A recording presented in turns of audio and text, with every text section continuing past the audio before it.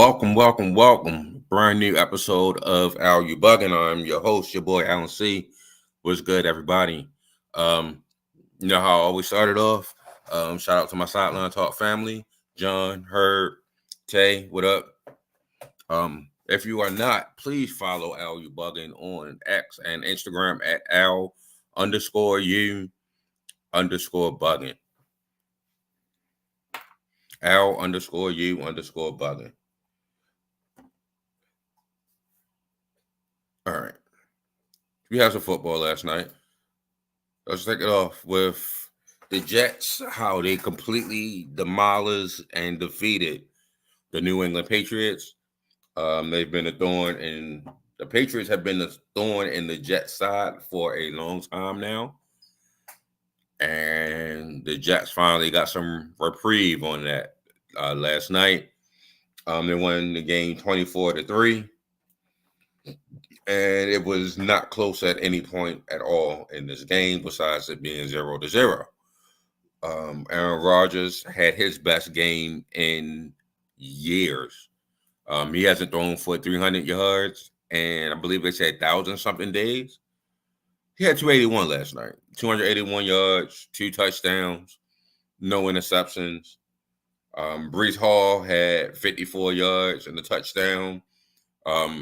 Braylon Allen, the rookie out of Wisconsin, had 55 yards.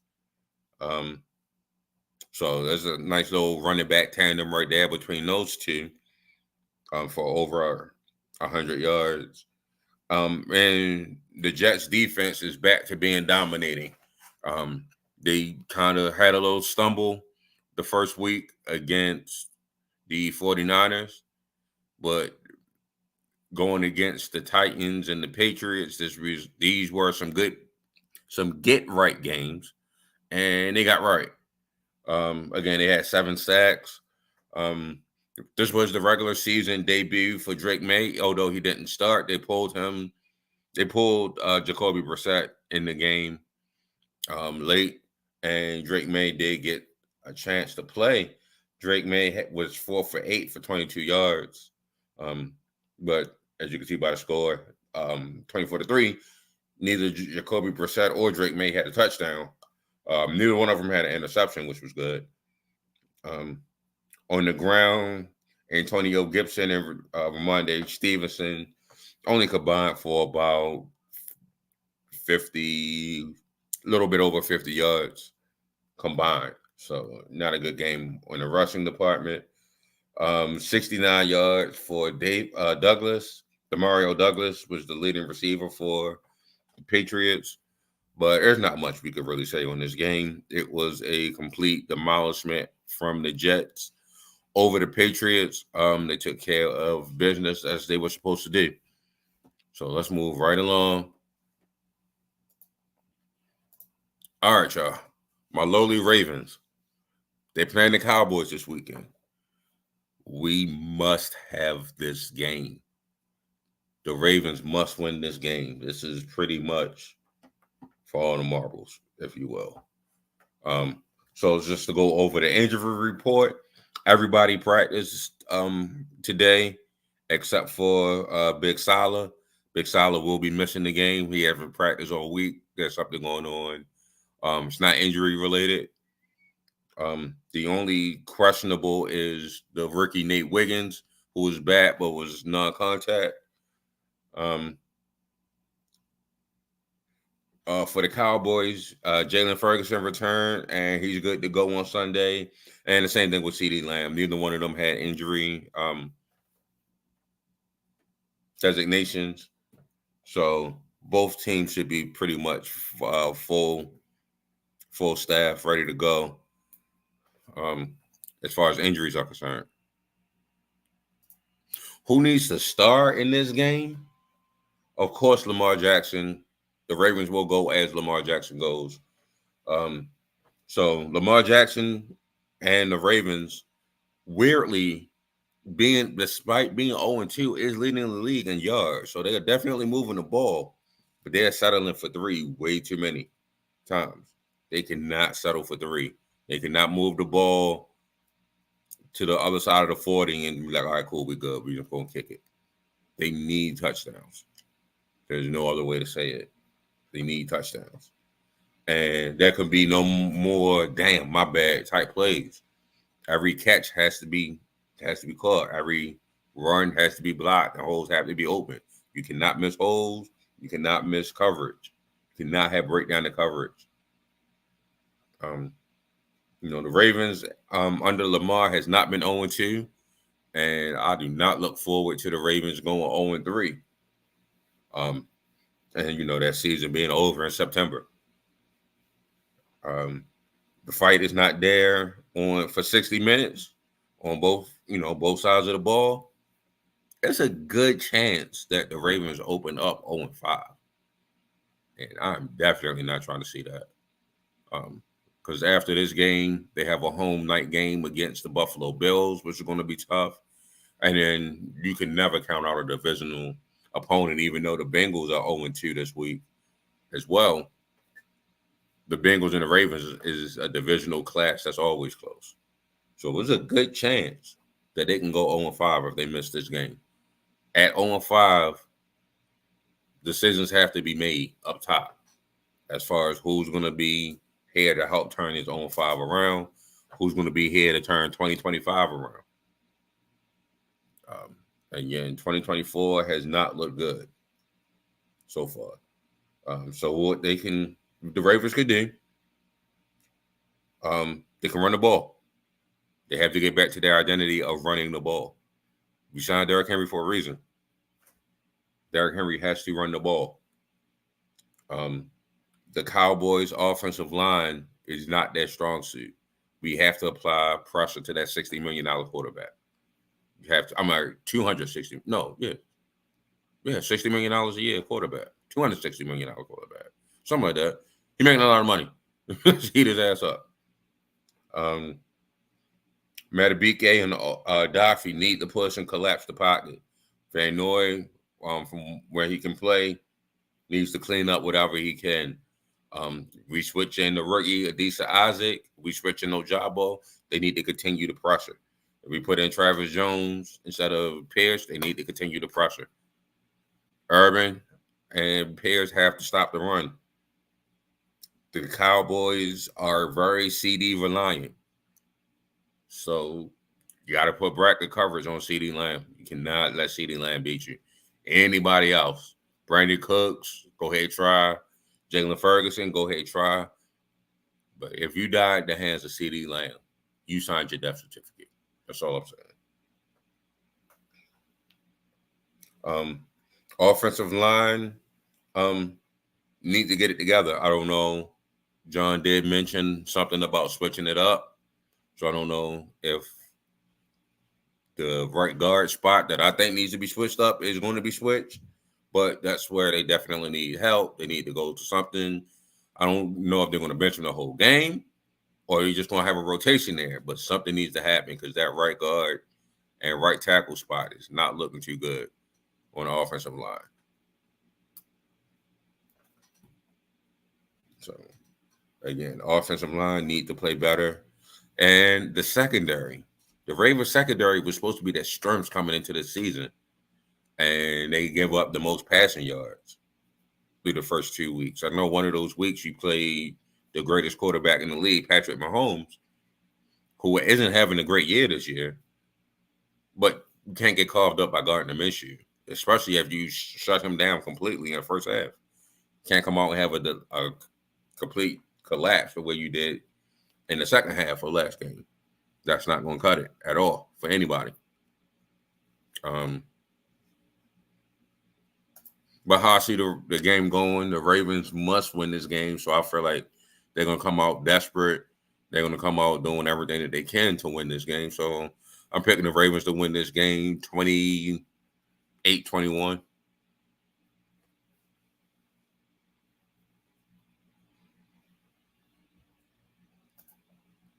All right. Last week I did power rankings. So coming into week 3, here's my power rankings. You'll see who rose, who fell. Panthers stayed the same. The Giants stayed the same. The Titans went down from after losing to the Jets. The Broncos stayed the same. Commanders, Patriots, Bears, and Colts. As I do tiers later on in the year, this is going to be my on the clock tier. So these teams right here, unless they improve, they are on the clock for picking early in the draft.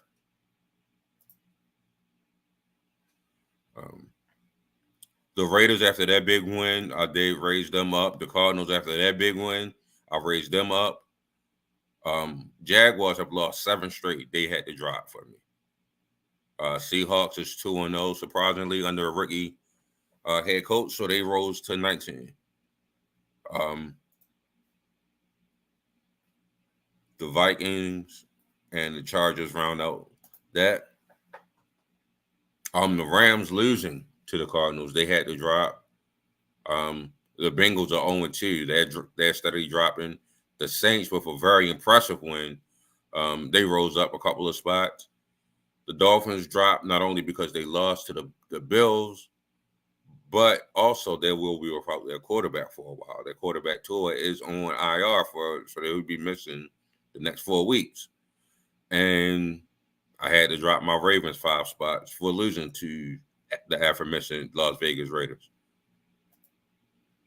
All right, and then the top 10 teams of the league, the Packers at 10, Ravens at 9, Cowboys, Eagles, Buccaneers, Lions, 49ers, Texans, Bills, and the Chiefs. The Chiefs are still number 1. Haven't lost a game since Christmas. So let me go with that. All right. So what games am I watching? Start off on Sunday, 1 o'clock game. Saints is playing the Eagles. I think this game right here, 2 high-flying offenses. A.J. Brown will be out, but the Saints have been amazing on defense, and they have an amazing offense. I think they haven't had a drive that didn't score yet. So Saints are number 1 offense, and I'm giving them the win over the Eagles this week. And then you go to the 4 o'clock window. That's when the Ravens will be playing. But on the other TV, I'm going with the Seahawks and the Dolphins. Again, Dolphins been very explosive on offense, speed everywhere. But they are without Tua. And Seattle has been very solid offensively, but their defense is on fire. So I'm going with the Seahawks. And this one, Seahawks under the rookie head coach, Mike McDonald, go 3-0. And in the nightcap, the Chiefs are playing the Falcons, and I'm picking the Chiefs, but I don't think it's going to be by much. So I'm unofficially picking this as an upside alert. I'm definitely not counting the Falcons out. Like I said, Pat Mahomes is not having his greatest year so far, starting off these first 2 weeks. So let's see what happens in week 3. And Atlanta came back against the Eagles on Monday night, so they are riding high.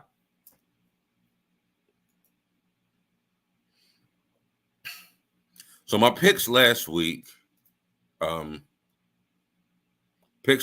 a struggle.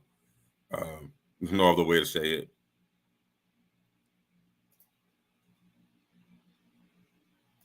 I went 1-2 last week. Only one I got right was the Jets over the Titans. The Rams lost to the Cardinals, and the Lions lost to the Buccaneers in a very close game. So, this week, trying to go 3-0. I have the Browns over the Big Apple, New York. Guaranteeing that one. The Texans will beat the Vikings this week. And the Buccaneers will beat the Broncos this week. I'm locking those in. All right, for upset alerts, I do pick one of these to actually happen. So the Young Bears playing against the Young Colts. I am picking the Bears in the upset for this one. And then the Cardinals over the Lions. the Lions was in some type of weird funk last week. I don't think the Cardinals will pick this one up, but Cardinals fought and definitely beat the Rams, so I'm giving them a chance to fight and stay in the game against the Lions. All right, so the rest of my picks this week, you can see them there. Like I said, I picked the Bears in the upset. Saints over the Eagles. Texans over the Vikings. Lock that one in. Chargers over the Steelers. Packers over the Titans. Because I believe Jordan Love is going to give it a go. The Raiders over the winless Panthers. Like I said, I think the Lions are going to win, but I wouldn't be surprised if Arizona keep that game close. San Francisco and the Rams are both hurt, but I'm giving San Francisco a chance to win that one. Buffalo over Jaguars, so they will go to losing 8 straight games on Monday night. Seahawks over the Dolphins, as I stated earlier. Ravens win a close game over the Cowboys out of desperation. Chiefs on Sunday Night Football, and the Bengals get their first win over the Washington Commanders.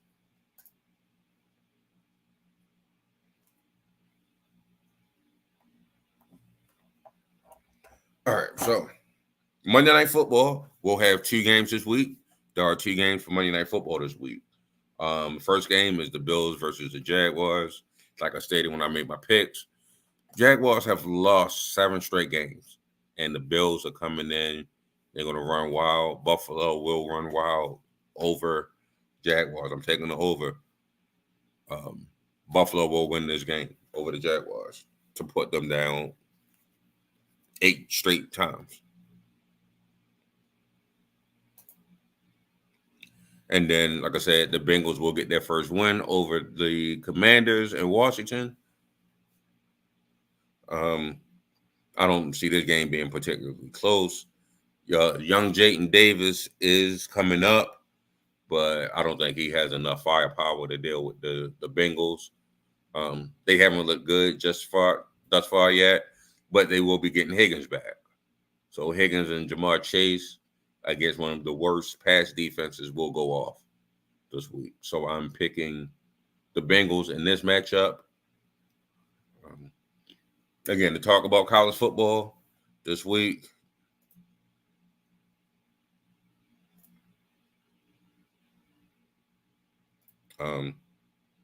So the top 25 teams that are playing each other. Number 22, Nebraska, and number 24, Illinois, is playing tonight at 8 o'clock. So that game's about to kick off from just over an hour. And then tomorrow at 3:30, you got USC versus Michigan. Should be a good game. USC versus Michigan tomorrow at 3:30 Eastern time. Yeah, that should be a good game. And then another good game at 4. So I'm probably going to have both of these games going. Utah versus Oklahoma State. Number 12, Utah. Number 14, Oklahoma State. Saturday at 4 Eastern. And then number 6, Tennessee is playing number 15, Oklahoma. That is on Saturday at 7:30 p.m. Eastern.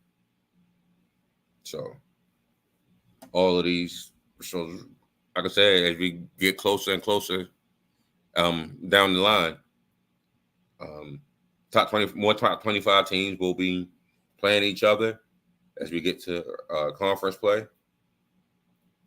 And the top 12 teams, we got a brand new number 1. Texas has taken over for Georgia. Georgia's been number 1 for a while now, but Texas has overtaken Georgia. So Texas is 1, Georgia is 2, Ohio State is 3, Alabama is 4, 5 is Ole Miss, 6 is Tennessee, 7 is Missouri, 8 is Miami, 9 is Oregon, 10 is Penn State, 11 is USC, and 12 is Utah.